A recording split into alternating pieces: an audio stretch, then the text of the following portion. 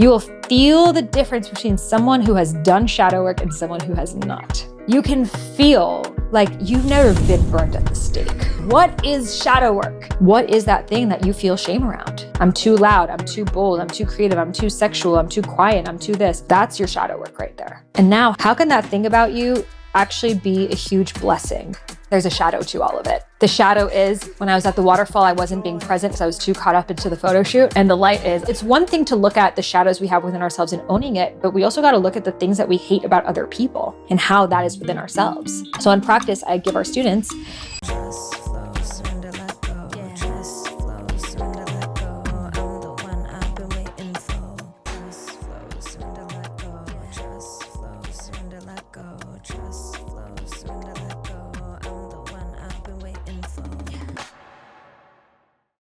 shadow work.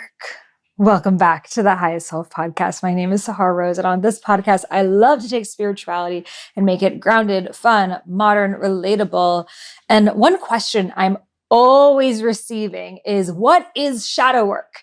And how do I do it? So I decided to dress the part, you know what I mean? We love a good cosplay up in here, and to dive into what shadow work is all about. If you're someone that is naturally an empath, likely you were very sensitive as a child, you were picking up on the energy of all of the members of your family, and you're like, hey, there's some patterns going on here, but you're not really sure how to integrate that into your career. Maybe wherever you work, you're the one who everyone comes to when they have a problem, and you spend your free time listening to podcasts about spirituality, diving into personal development books, workshops, having really deep conversations, going on retreats, but you're ready to take the next step. Maybe you've done something like a yoga teacher training or a breathwork facilitator training, but you want to dive deeper. You want to actually talk to people, understand their lives, and help support them in becoming their highest selves. And maybe one day you see yourself writing a book, speaking on stages, hosting your own podcast, maybe having me on your podcast one day.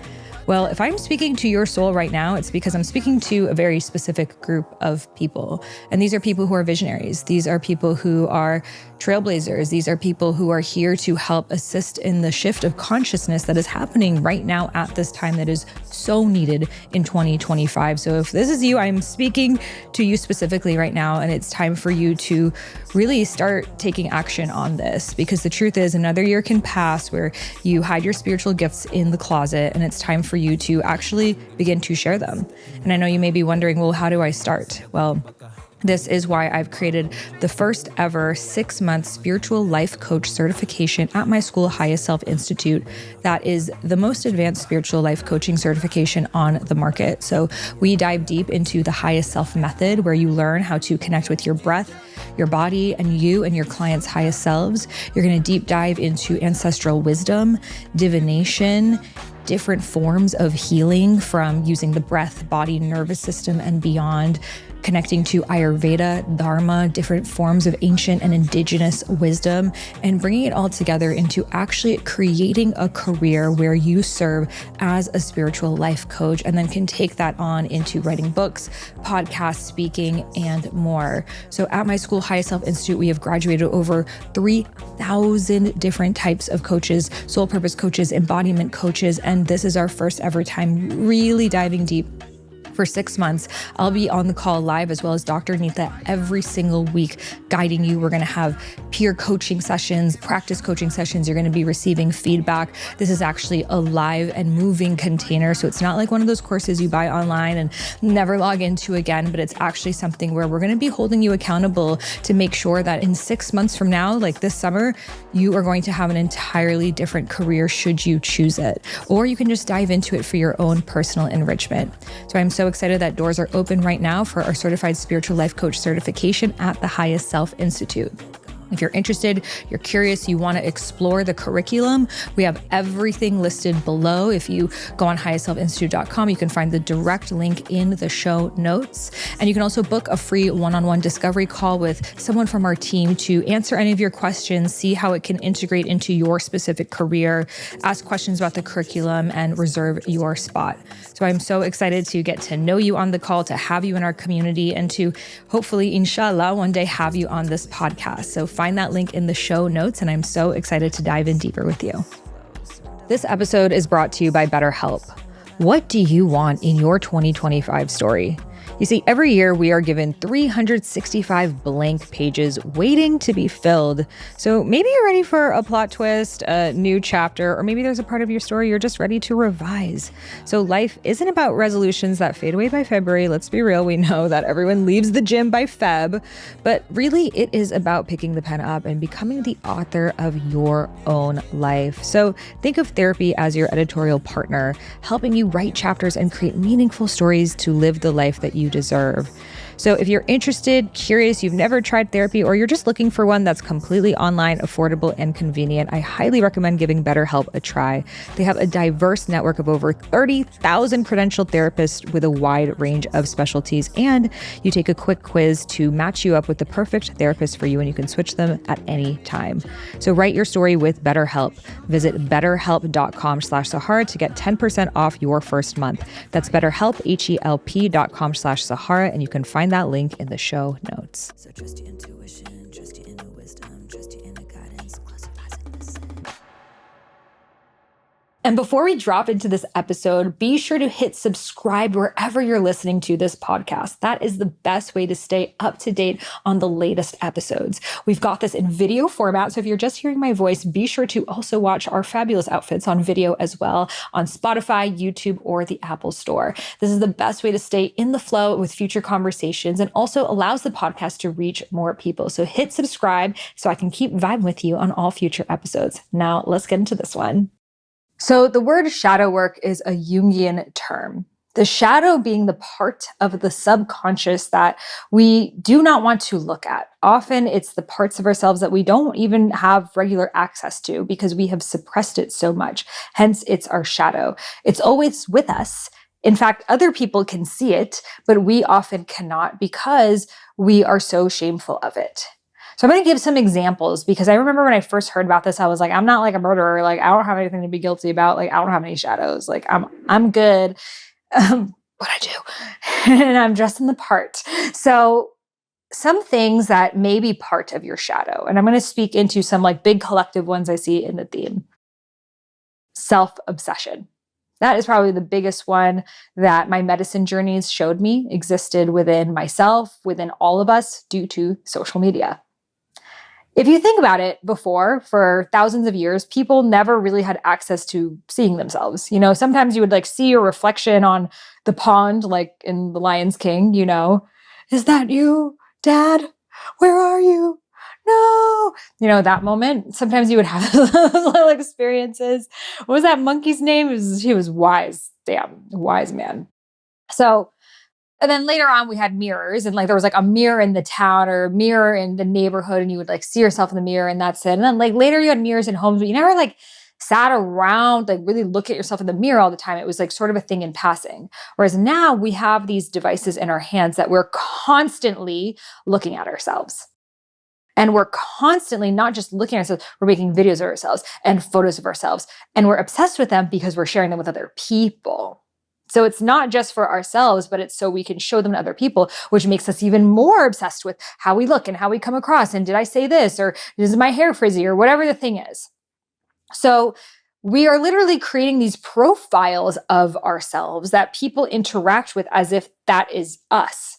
And so we become so obsessed with how we're coming off that we're putting more time and energy into our profile than we are into the actual interaction. And this has created an entire generation of very self-obsessed people. And like to take it on the complete end of the spectrum, narcissism. And I wouldn't even talk about the word narcissism because I feel like narcissism is a huge buzzword in our time. And it's really overused and misused. And I can definitely speak into there are people who have what maybe we would call narcissistic personality disorder. Even that, though, no one's born that way. It comes from trauma, you know, and these things always can be addressed and healed if that person is willing to do the work. But of course, someone who's deeply, deeply narcissistic has deep, deep-seated trauma and they're not willing to look at it. So that's like on a polar end of the spectrum, like someone who won't even admit it. They're hurting people around them. They're only thinking about themselves. They are angry. They really can hurt other people with their actions, you know, and oftentimes these people, have rage. People who cheat, that's a form of narcissism. And of course, all forms of lying, deception. That's like on one end of the spectrum. But even us of everything is about me all the time. And we all have that consciousness, we're obsessed with our preferences. I want this, I want that, I need this, I need that. And this is all, so I won't call it narcissism because I feel I'm going to reserve that word for the more extreme cases, but it's the self-obsession. So the shadow of that is we're so obsessed with ourselves that we cannot actually connect with the other. We are so afraid of being taken advantage of that we take it all for ourselves. We're so afraid of getting our boundaries crossed that we have these strict up rules and walls and everything must, you must speak to me and, the 4 agreements, or otherwise I cannot talk to you. It's like that, the nonviolent communication for everything. And so we see more of that in the spiritual community, right? Of like, I'm looking for a God man who's this, da, da, da, da. I'm looking for a career where I never have to work and get paid all the time and just show up and be myself and never have to work hard at all. It's like Burger King. We want it our way, extra fries. And this is a really big shadow in our society because a lot of these traits, we can also look at them through the eyes of self-love. Like the eyes of self-love. And here's the tricky line. And here's what I'm really trying to show. I'm going to bring it all together for you. Self-love is a beautiful thing. Having boundaries is a beautiful thing. Choosing yourself is a beautiful thing. I even believe social media is a beautiful thing. I love having my profile of myself. I love taking pictures of myself and I love making videos of myself even more. I'm here making a video of myself right now, sharing with you. How fun. You guys are going to watch it. I'm going to rewatch it too. But didn't I just talk shit about all those things? There we go. Shadow work. Welcome, class is in session. Professor Rose at your service. So our shadows are the things about ourselves that we can look at from the shadowy realm of how it can be negative, catastrophic, keeping us from what we really want. But also that very thing gives us what we want. Now I'm going to talk about all those things and how they're fucking amazing. I'm so grateful to have a phone. I mean, can you imagine back in the day, they're like, oh, let's have a date at the mall. And you just had to trust they would show up. You don't even know, you don't even remember what they look like. There's no way. What if they got sick? How did you guys keep in touch? I don't understand. So I'm going to thank Goddess for my phone. I'm going to thank Goddess for social media because when I was 23 years old, I got my first job at an ad agency and I cried every single day because I hated that shit. I thought it was going to be like that Mad Men show and that they would ask me for the creative prompts for the big campaign. I thought I was going to be in charge of that. No, they just wanted me to do bitch work.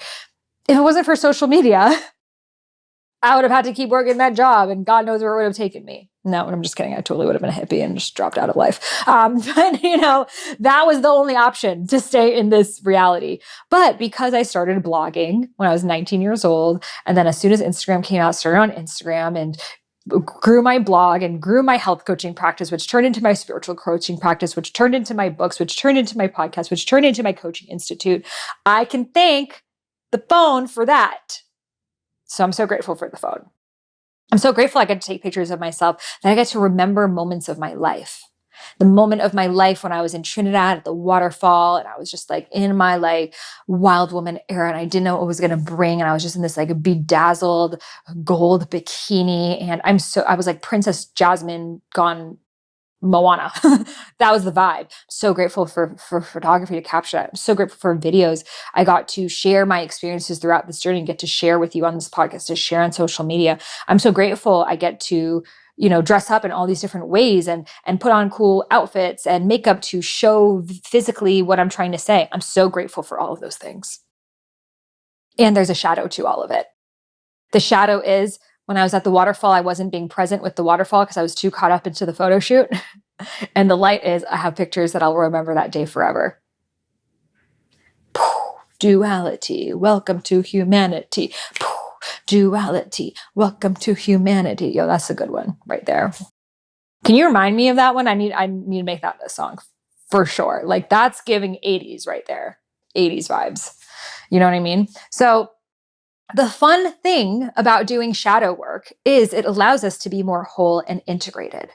So I'm not thinking, oh, I'm wrong. I'm obsessed with social media. I'm obsessed with how I look. I'm a narcissist.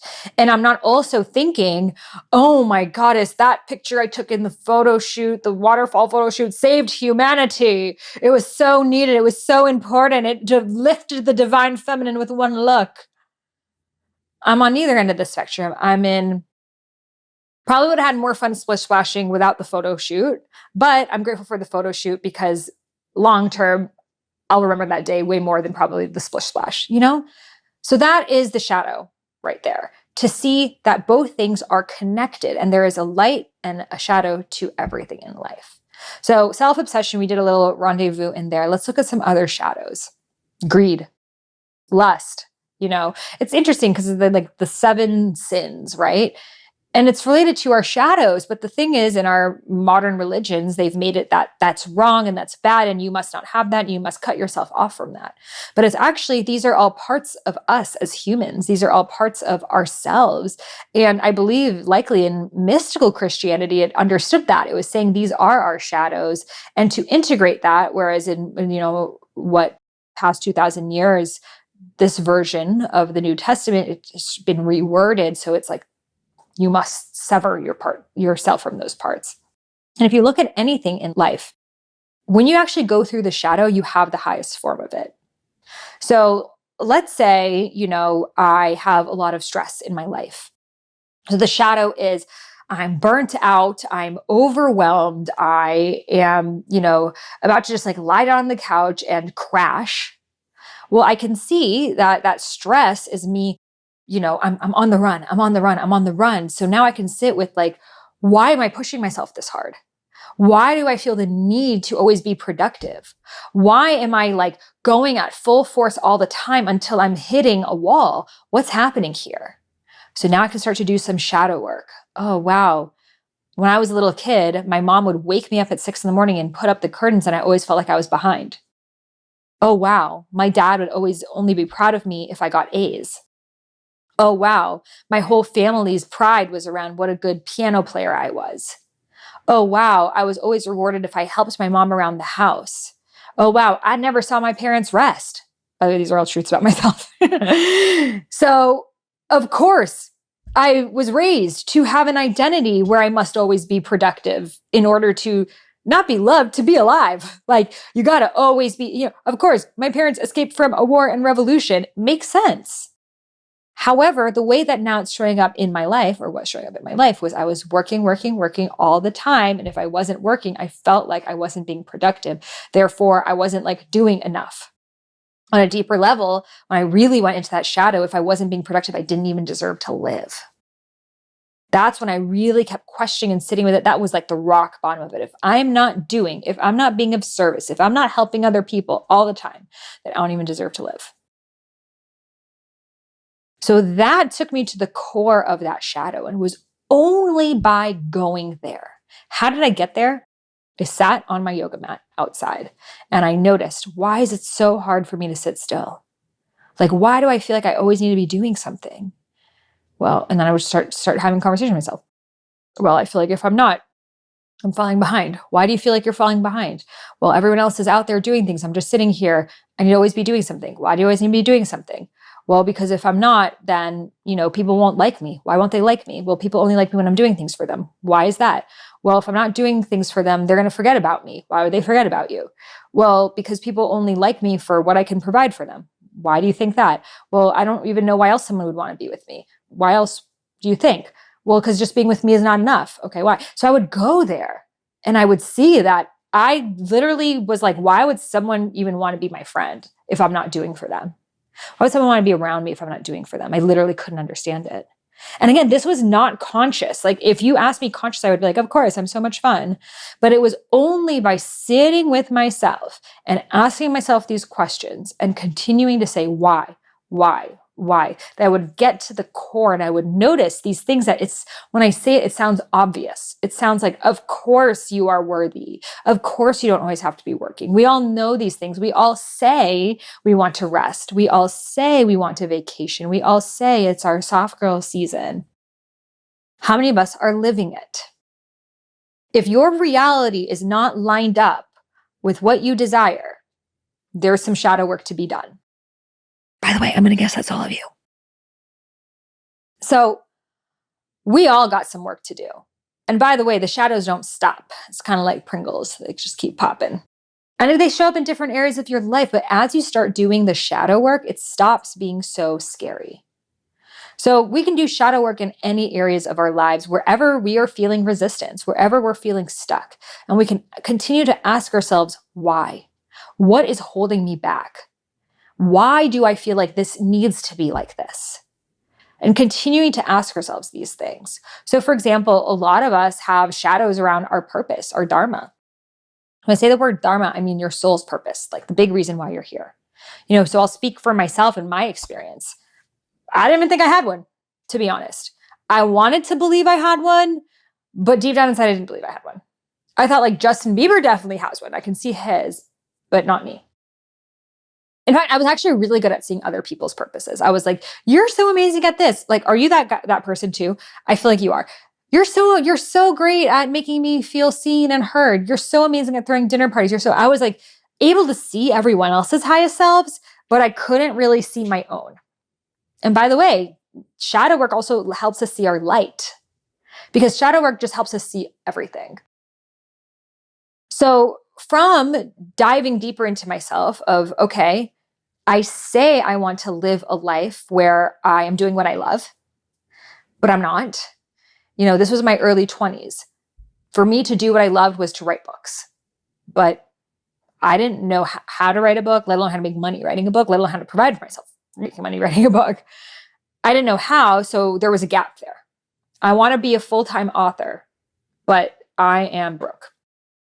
So there was a lot of shadow work that needed to be done to make that my reality. And by the way, 10 years later, I've written 4 best-selling books, 3 of which Deepak Chopra wrote the forwards of. So this shit works.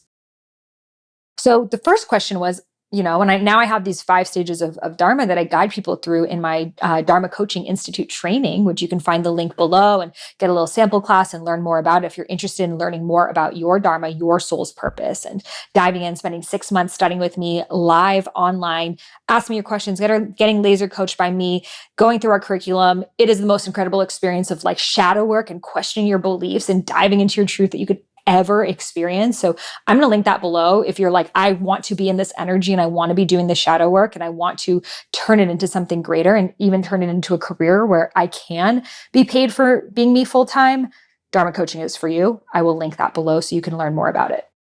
So it started with me of, okay, do I even believe I have a Dharma? Until I could actually believe it, I couldn't create it. So it started to turn into, okay, well, I do believe I have gifts. Okay, what are some of my gifts? Okay, I'm really good at having conversations with people. I'm great at seeing the big picture perspective. I'm great at giving people advice. I'm great at learning information and translating it to other people. I'm great at writing. I'm great at sharing with people. I like teaching small groups. So I was starting to notice all these things about myself. I started writing them down. Then I started to look at how are they connected to greater archetypes. Okay, I'm seeing the archetype of the visionary, the archetype of the teacher, the archetype of the priestess, the archetype of the medicine woman. These are different archetypes I have within me. And then beyond that, okay, if I am these archetypes, how do these archetypes express themselves? Okay, I see the visionary speaks on stages. I see the teacher teaches classrooms. I see the priestess has rituals and ceremony. I see the medicine woman dives deep with people. How am I all of these things? So then I would start to see myself in this higher level perspective of, well, maybe I'm not living that right now, but I know I have the gifts. And I know I have the ability to, but now what's holding me back? And that's when all of the shadow work came in. So for me, a lot of it was around my family. That if I don't take a normal job, I'm going to put them through so much trauma and hell that I'm going to feel guilty for the rest of my life. So it was a lot of shadow work on guilt. I know I can be this, but I can't do it because I will disappoint my parents so much. Because my parents sacrificed for me, so I need to sacrifice for them too. Even though I really want to, even though I'm living in India and now in Bali and I'm seeing all these tantric life coaches and people living their dharmas, but they don't have parents from Iran like I do. So I could never do that. So you may have noticed from listening to this podcast, talking to your friends, getting to know different people, that there are many different types of spirituality out there. And even zooming into intuition, that we all connect to our intuition in different ways. So some people are like, I saw this vision of something and it came right through. And other people are like, I just knew it. Like I had a firm knowing that this was the truth. And someone else might say, I heard something in my ear, something whispered to me, or I received a download. And someone else might be saying, I had this gut feeling in my stomach. And you might be like, I don't know, I've had experiences with all of these. Which one is mine? So this was a really big question I had. What is my unique type of intuition? And that's why I've put together a free quiz that you can take in just 90 seconds to understand your unique type of intuition. So are you claircognizant, the person who just knows? Are you clairsentient, the person who feels things somatically in your body? Are you clairvoyant, the person that sees visions, dreams?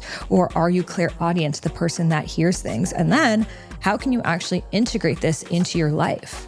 How can you begin to trust your intuition? How can you begin to have a better relationship with your intuition so you know the difference between the voice of your intuition and the voice of your fear? Because that's the big eternal question. How do I know if this is really my gut guidance or if it's just me being afraid or carrying conditioning?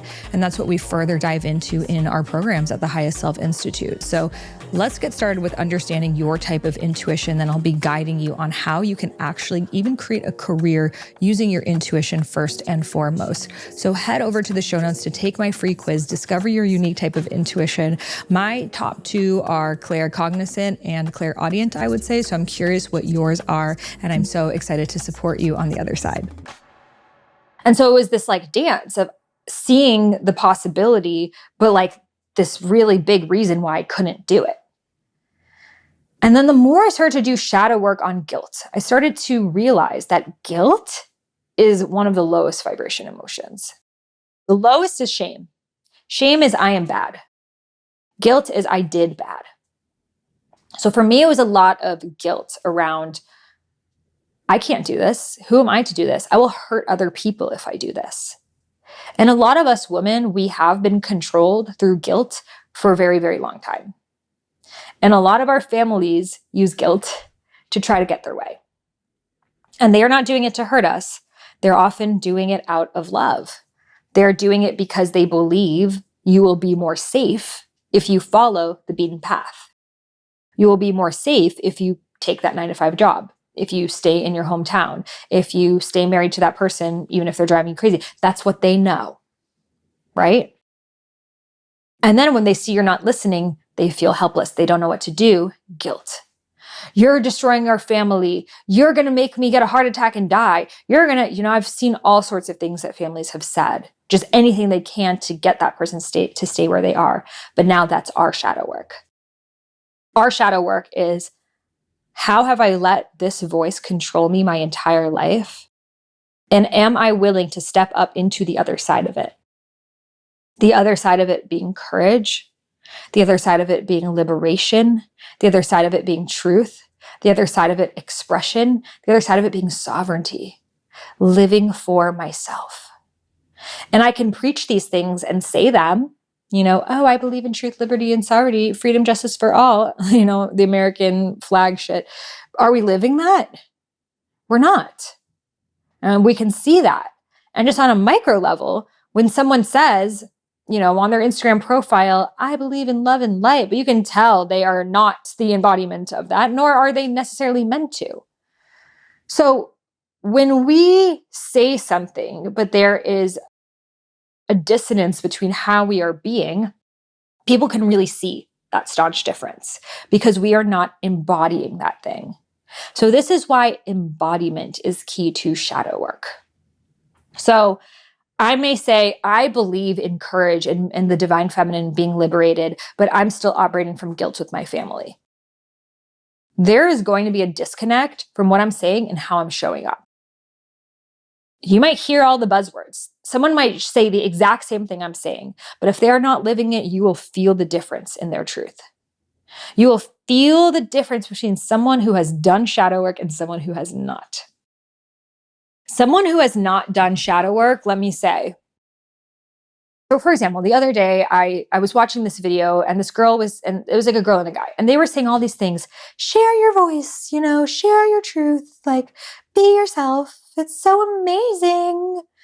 And just the tone of their voice, I was like, bless. But like, you can feel like you've never been burnt at the stake, like you've never had groups of people being like, fuck off, how dare you? It's only until you've been canceled that you're no longer afraid of being canceled. It's only until you go through hell that you're no longer afraid of hell. And that's the beauty of shadow work. So I could feel in their voices, and it was very sweet what they were saying, but it wasn't embodied. They liked the idea of sharing your truth and sharing your voice, but just how high toned up and peppy they were. I was like, bless you. I hope your life continues to remain as good as it has, because people who've gone through some shit, you can just feel when someone else has. And it's just this like level of just like, I see you, and the people who've done shadow work, there's something so radiant and so magnetic about them. I remember around a year ago, I did a podcast with my bestie, Rosie, and we were talking about shadow work. And I shared, and it was after my first ayahuasca experience. And I shared, the greatest gift of it is that I'm no longer afraid of anything in my consciousness. And that right there is the gift of shadow work. To be able to navigate through your mind freely and not have that hidden corner that if I go there, I'm not going to be able to get out. But instead to allow your mind to be this free prairie that I can go into this, I can go into that. And I know I can touch that thing, that relationship with my mother, that friendship breakup I had with my friend, that relationship with my ex. I can go there and it's not so heavy that I won't feel like I will never find my way out. But because I've gone there and I've, imagine these things like your relationship with your mother, your ex, the friend breakup, or like these Victorian cobweb houses that you haven't visited in a long time. So there's like cobwebs everywhere. So what most people do is, well, I'm just not going to go in. And what happens? The spiders explore more and more and more. And then it's like disgusting in there. And then you can it's like almost feels like you can never get in, right? And then you just lost the whole house. However, through doing shadow work, you go in and it doesn't matter, even if it's been 20 years since you haven't looked at that thing, it's never too late. You go in, you start cleaning, you start sitting in that house, you start talking to the spiders. Hey, what's going on here? How do you feel? Oh, it makes total sense that you would think that I don't live here anymore because I haven't visited it in a really long time. It makes total sense that you would put spider webs all over the place because you thought I was never coming back. Totally makes sense. But now I'm here and I'm back. Thanks for, making the space your own. I'm taking it back now and I'm going to start clearing out these webs. And that's what shadow work does. It's like, let me open up the file cabinet of my consciousness, and that messy cabinet I have of my relationship with my mom, let me sort those papers out. Let me throw away those old papers that are irrelevant. I don't even need them. I don't even know why I was holding on to them. And let me make sure the papers that I need are right there on top. Let me just iron them out, make sure they're all good. Oh, wow, I'm so grateful I did that, because now I can see things from a higher level perspective I would have never before. I actually couldn't understand everything on those pieces of paper when I did this. So I shut it because I saw something I didn't like. So I shut it and I thought it was because of my mom. But actually now that I've stepped more into my mother archetype, I can understand that what she did was out of love. So that's the beauty of shadow work. That when we do that work, we're actually coming back from a higher level perspective than we had whenever that situation happened, where more of the pieces of the puzzle have come together. The cards have fallen in place and we're ascending and ascending. And so now we can see things from a higher level perspective. It's like when you are on a helicopter ride, when you're on the ground, it's just loud and you're just on the ground and it's just like kind of a ruckus. But as you get higher and higher up, now you're seeing things you would have never seen from where you were before. So that's what doing shadow work does. At first, it feels like, oh, it's so painful. I really don't want to go there. Like when I think about what my ex did to me, I just like break down. And that's where we start. No one wants to go into that Victorian home and clear out the cobwebs at first. It's nasty, right? But if we ever want that home, we got to do that work. If you ever want to have that love, you got to do that work. If you ever want to have that sense of belonging, you got to do that work. If you ever want that joy, you got to do that work. And it's actually through doing it, it's the only way it's possible. We can't bypass our way through it. Otherwise, we become that person with the super high voice, talking about living your truth, even though we can feel it's a puppet show. And this is what's so beautiful. Like when you see like elders or you see some people who like, they had gone through some shit, it's something like, you just want to hear them talk, like they know something about life and they don't let the small things sweat them anymore. They have perspective. They have range. They have this ability to see things from that higher and higher vantage point that only doing that work and revisiting that thing again and again would have given you. So that one situation that happened in your life, for the rest of your life, you will continue to have higher levels of perspective with it as you do the shadow work. And the beauty of doing shadow work is it's when you start, it's like the hardest, but then it's never as hard anymore because now you're used to it. It's like, learning how to snowboard for the first time. Yes, the first time you're going to be falling, first couple times, but then you're going to, maybe the 8th time, you're actually on the board 50% and then 75%, 90%. And before you know it, you choose when you fall. And when you get more comfortable with shadow work, it's like you can choose to go there. Like now I have times where I can feel a little anxious, a little something off. And I'm like, okay, let's go in. I sit and I meditate and I ask myself and I can go into that underworld and not be afraid of it. And I actually choose it because I know there's just a little bit of like clearing work I got to do. I got to rake out some leaves and I'm like, good, I'm golden. I'm like right back into it 10 minutes later.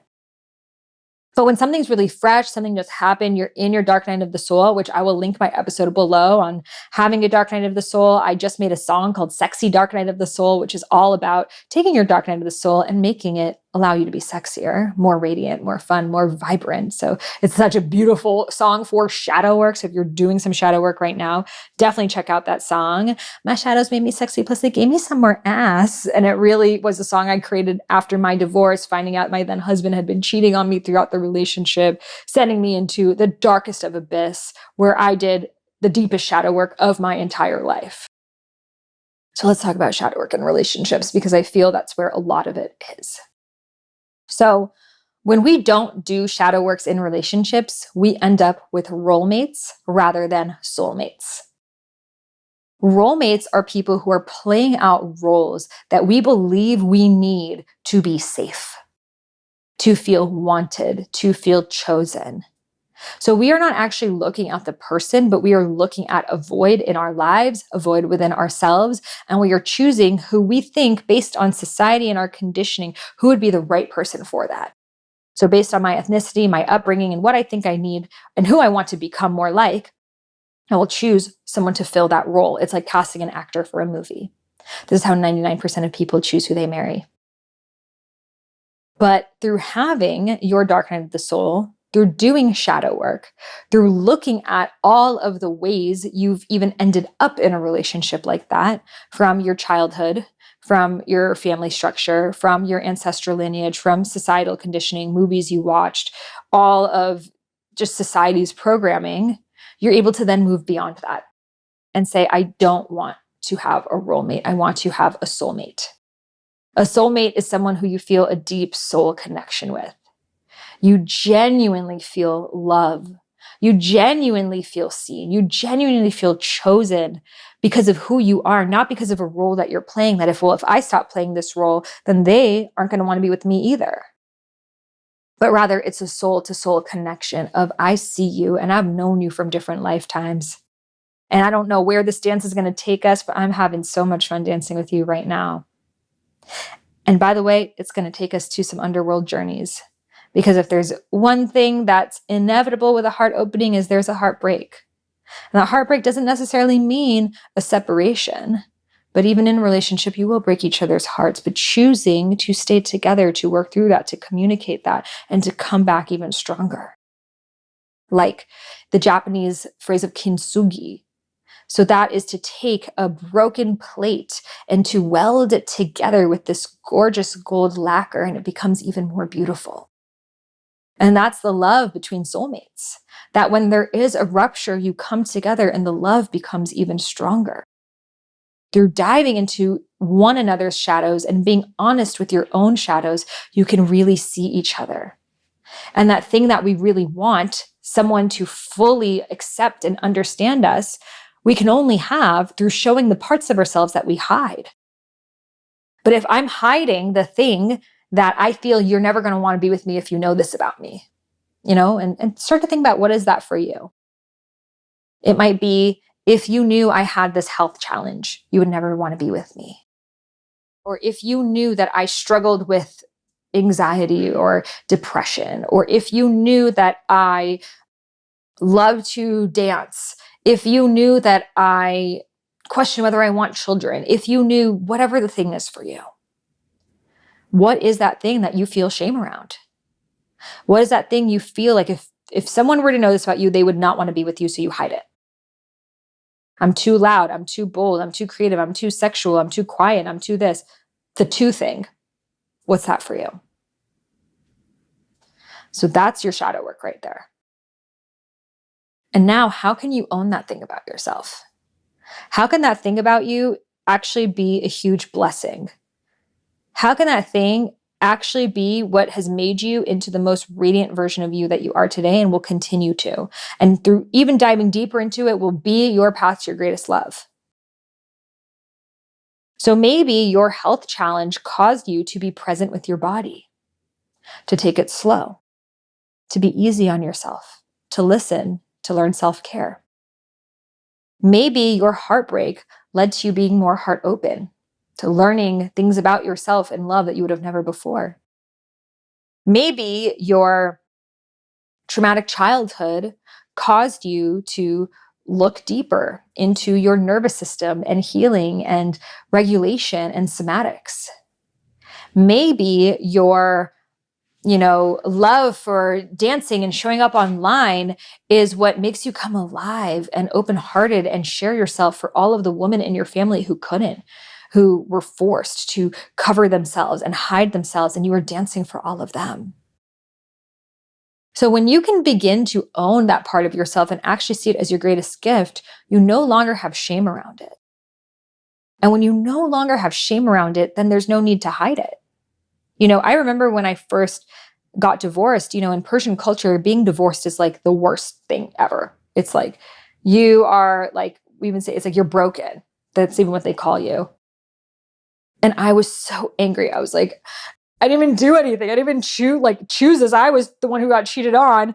And now I'm divorced and now I have to carry that. And I was so angry about this. But then I realized, I'm like, how can I be so grateful that I got divorced? And I'm like, well, it taught me everything about love. I would have never become this open-hearted. I would never care this much about romance. I would never have this much empathy. I would never have this much range. I would never be, I'm just so much more loving to every single person in my life. Every person I interact with, I'm just chose to make myself the living embodiment of love. And I thank Goddess for that divorce, for it. So because of that, why would I ever hide that when it's like the best thing that could have ever happened to me?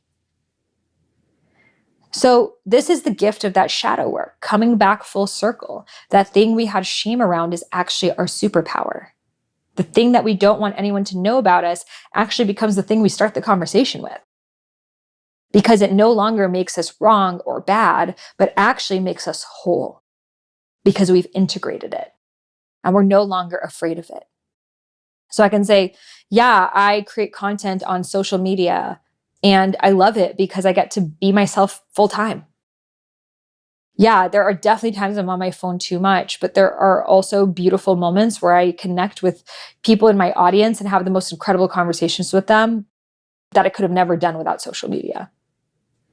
And it's both. And it doesn't need to be this like, I'm this or I'm that. It's an and. And that's what shadow work is. It's and. You are your light and your shadow. Without the light, there is no shadow. The shadow is just where the light is surrounding the body. So if you think about it that way, light surrounding us is what gives us our shadow. Our shadow is our humanity. It's the human part of our body that's being cast because we are surrounded by light. But we are humans, we are divine, and we are also these mortal beings. So we're not here to have no shadows. We're not here to be perfect and get everything right. That would be so fucking boring. Our shadows make us sexy. They're what make us come alive. They're what give us grit. They're what give us humor. Hello, like, how would you crack a joke without some drama? Like, I don't even know. That would be so boring, you know? It's what gives us that sensibility that when we can feel like someone else who's gone through it, but come out the other side, it's like there's something so magnetic about them. They're spunky. They're cracking jokes. They don't give a fuck.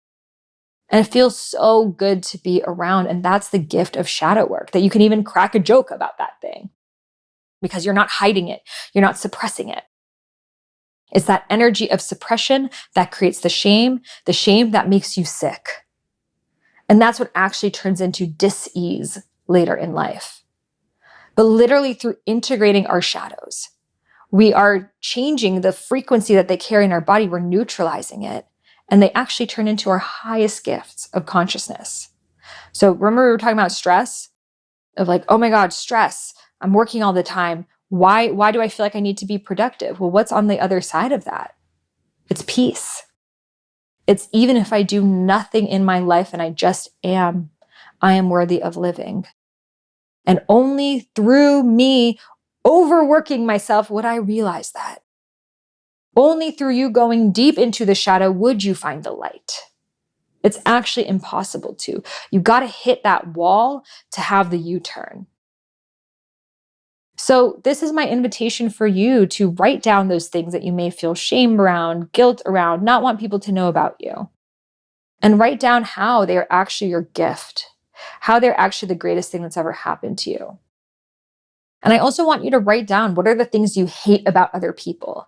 Like, I hate people who are self-indulgent. I hate people who are overly sexual. I hate people who are narcissistic. And then write down and really sit with it. I like to take a walk and like record myself on my voice memo. And I just kind of like do a hot girl walk. And I'm like, ways that I am also a narcissist, you know? But that's shadow work right there. Because it's one thing to look at the shadows we have within ourselves and owning it, but we also got to look at the things that we hate about other people and how that is within ourselves. So there's an improv practice that I'm going to share with you guys. I share it with my embodiment coach students, which is another certification I have in Highest Self Institute. I will also link that below if you want to study with me. It's a 3-month training in my triple E method, emote, embody, and express. Lots of deep shadow work there, and also moving it through our bodies and then creating a career for yourself, helping other people do the same through being an embodiment coach. So in practice, I give our students is to improv act the thing that you hate about other people. So let's say I hate narcissistic people, right? So then the role that I would play in improv is someone who's super narcissistic. Oh my God, you need to give me this. I need that. Like, da-da-da-da-da. And act it out to the extreme. And then see, what is it bringing up for me? It might be bringing up, I want to be more like that. Or it might be bringing up, I never want to be that. But there's always going to be one extreme or the other, because it wouldn't bother you if you didn't feel some form of extreme emotion around it. So if you are extremely triggered by narcissistic people, it's because you either deep down inside feel you are a narcissist. And you got to look at that part of yourself. Doesn't mean you are, but you may be so afraid of it that you have suppressed it. Therefore, you hate it in other people. Or it's that I never want to be a narcissist. So I'm going to suppress. And that energy is so foreign to me and I hate it so much. And actually your work is to actually call more of that energy in. So this is a really edgy practice that I give, and you can do it with anything in life. So, because the thing is, our triggers are only triggers because there's something there. So something that triggers someone else might not trigger you at all, and vice versa. So for example, let's say you're really triggered by people who are always late, likely you feel some sort of very strong way about it. You either are always on time and you hate people who are late because you feel like it's rude and disrespectful and you never want to be like that. It's the most horrific thing and you never want to be like that. So you're extremely triggered by them, or you're actually secretly envious of them. Because wow, how could they just take their time like that? The way that they just like operate in their own world, I wish I could be more like that. Most likely it's both. So the very thing that's a trigger for us is we never want to be like that because we think it's the most horrible thing, but deep down inside, we actually really want to be like that. Deep down inside, we actually want to put ourselves first. Deep down inside, we want to take our time on things. Let's say I'm very triggered by girls who dance on social media. I used to get people, they were like, when you would dance on social media, it was so triggering for me. And then they would realize they're doing their own shadow work. It's because they deeply desired also to be free and expressed on social media. So it really had nothing to do with me. It was their own shadow work. I was just the mirror for them. And that's what this life is. The things that are triggers for us are just little mirrors back to ourselves around what are the aspects of ourselves we haven't integrated. Someone else might scroll right past it. It means nothing to them because their triggers are somewhere else, because their shadows are somewhere else. So look at what annoys you about other people. The thing that's like the very worst thing. I never want to be that. That's where your shadow work is. All right. There is so much here in this. I could talk about shadow work for hours. I teach about this in our Dharma coaching training and our embodiment coach training at my school, Highest Self Institute. So I'll have both of those links below, as well as my new song, Sexy Dark Night of the Soul, and the music video for that. So thank you so much for tuning in. I am so excited to see you do shadow work. Please leave a review for this podcast. Share with me what came up for you. I would love to hear it. Hear any topics that you would love for me to talk about on the podcast. So just leave a review on the podcast store. Share with me any topics you have, questions you have, guests you'd like me to have on, and I'm all ears. And as a free gift, I will give you my womb meditation. So this is a meditation where you can connect to your sacred womb space and receive her answers, which is our own divine feminine. It's that inner darkness within ourselves, and it's where we hold all of our power. So all you got to do is leave a review. When you go to podcast, go to the bottom where it says reviews, leave a review, take a screenshot before you hit submit, and then email it over to me at sahara@iamsahararose.com. You can find that email and everything I've mentioned in the show notes. And please subscribe so you can stay tuned for future episodes. We got this on YouTube, Spotify video, so you can see the gorgeous set and the outfits that I'm wearing in my beautiful black lipstick, and also listen to it on Apple Podcast apps. So thank you again so much for tuning in. Share it with your friend. Have a conversation about shadow work. Do some of the prompts together, and I can't wait to see the magic it creates in your life. All right, I'll see you in the next one. Namaste. Trust your intuition, trust your inner wisdom, trust your inner guidance. Close your eyes and listen. Swing to let go, swing to let go, swing to let go. So trust your intuition, trust your inner wisdom, trust your inner guidance. Close your eyes.